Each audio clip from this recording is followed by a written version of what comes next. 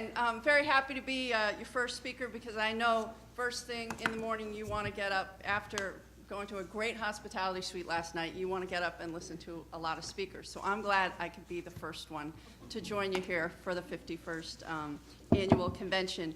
I want to thank you first off for helping me get here, not only into the legislature, but as majority leader. I would not be majority leader of the State House of Oregon if it were not for the building trades. I would not hold my seat. I had a really, I was the only new Democrat in a swing seat to win in 2010, and I had a really, really tough race in the last election cycle, and you were there. And my local building trades people were there, whether it was stepping up to be on my mail pieces, getting out and talking to their neighbors, making sure I had lawn signs out, making sure that I had the funds that I needed to fight off, you know, a $400,000 opposition campaign against me, and it made a difference. So I want to thank you for that. I grew up in a union household, and it is why I have the values that I do. It is why I vote the way I do, and I don't ever forget that. But what I know very clearly is that, you know, I think about, you know, I thought this morning it was just devastating to hear about that woman. She has 5 children, lost her life, but her children will be taken care of because she has benefits that you fought hard for. Think about the 19 firefighters in Phoenix. Half of them will not have benefits for their families. Half of them will not have the kind of income that's needed to take care of their families after they put their lives on the line. And that is a serious issue. And the fact is that we overlook, when you read the Oregonian and their articles against prevailing wage, when we read the Oregonian and their support for right to work, we've got a large fight ahead of us, and they're trying to cut us out at every single opportunity. And people forget why we need unions. But I know personally, my father was a firefighter, and when he started working, for a family of 4, I think he made $94 a week, and had uniforms made of rubber, which melts in high heat. It wasn't good. But I don't think someone should put their life on the line and have to qualify for food assistance. I mean, that's wrong. But what I would watch is how hard he'd work when he was negotiating a contract. And he would say, the fact is that I'm fighting for people's families. I'm fighting for their future, and I'm fighting for your future. So when I came into the building, and my first job, my first internship in college was with the lobbyists for the building trades in Massachusetts. And the building trades in the Northeast are a little bit different. You know, politics is a little more of a full contact sport. I kind of take a kinder, gentler role here, although it might not seem that in the building, but what I know is I learned how to fight hard, and I learned what kind of good salt of the earth people you are fighting for middle class wages. All you're fighting for is to make sure that people get paid what they deserve for quality workmanship. And I know, you know, again, John mentioned the Junction City Hospital, which we had to fight so hard for, that project and other projects. I know that we didn't get contracts awarded to the most high quality workers. And so I addressed that with the state, and we were able to recently have someone else that will be taking on project management because we want to ensure that we have the right people doing the right jobs so that we can have the best quality workmanship and we can have the best product, and that would be the best hospital in Junction City. So I want to thank you for keeping in contact with me, for calling me when things were not right, for supporting me when we were fighting for funding for something that everyone thought the project was dead. But getting $100 million they're going to create those living wage jobs is vitally important. The other things that we were able to do in the legislature, in the House and the Senate, was that we were able to pass a number of prevailing wage bills.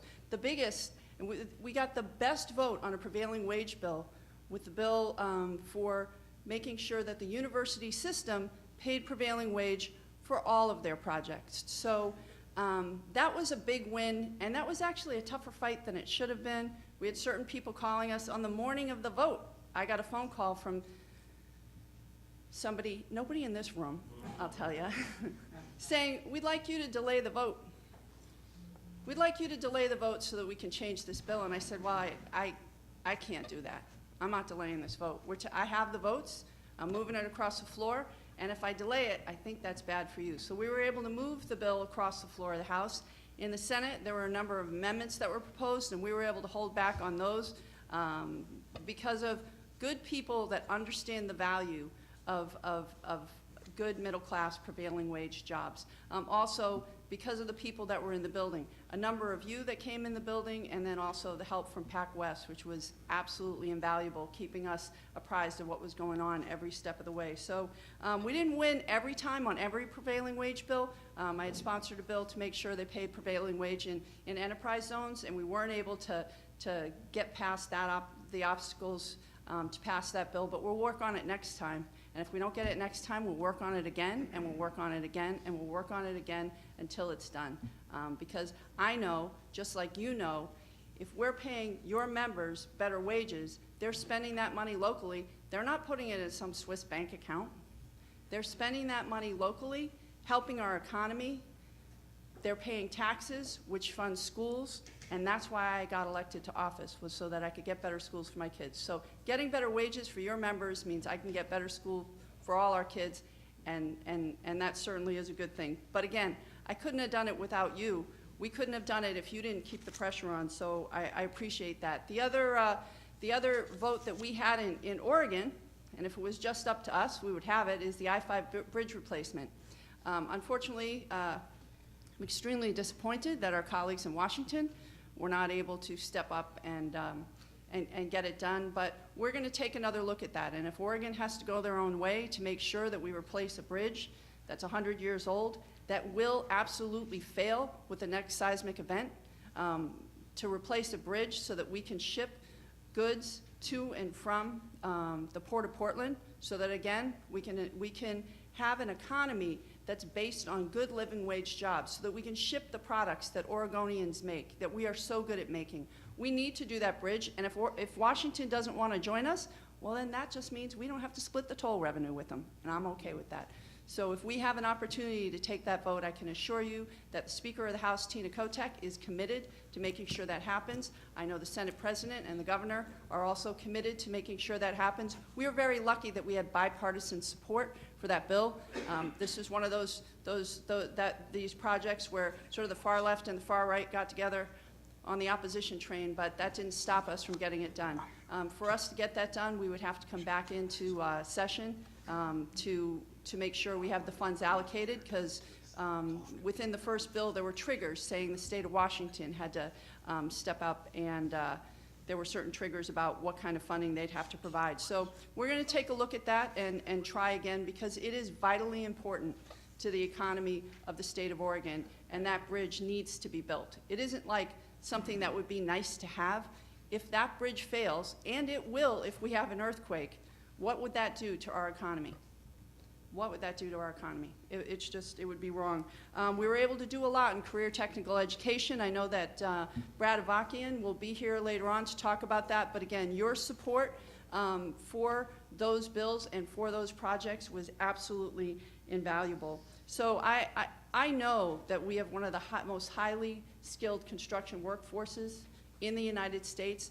I am very, very proud. When people come in and say, you're a champion for us, it makes me proud, because you were a champion for me when you didn't know me and you didn't have to be there, but you were with me every step of the way, and I'm proud to be able to fight for you. And again, if you're ever in the Capitol, my door is always open, and I just want to say thank you. And I guess if anybody has any questions, I'm happy to take them.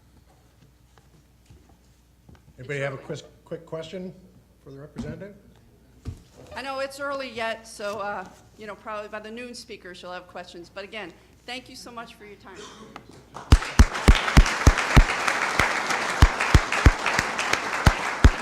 So thanks very much, and she gave a good review of a lot of the really important legislative activity that took place this year that we'll be covering in our meeting this afternoon. But for some of the guests that don't know all the bill numbers and stuff, her office was our champion without a doubt, so we really appreciate it. This year we thought we would recognize a few key legislators who really went to bat for us every time, and so I'm proud to give this council's 2013 Legislator of the Year award to Representative Val Hoyle.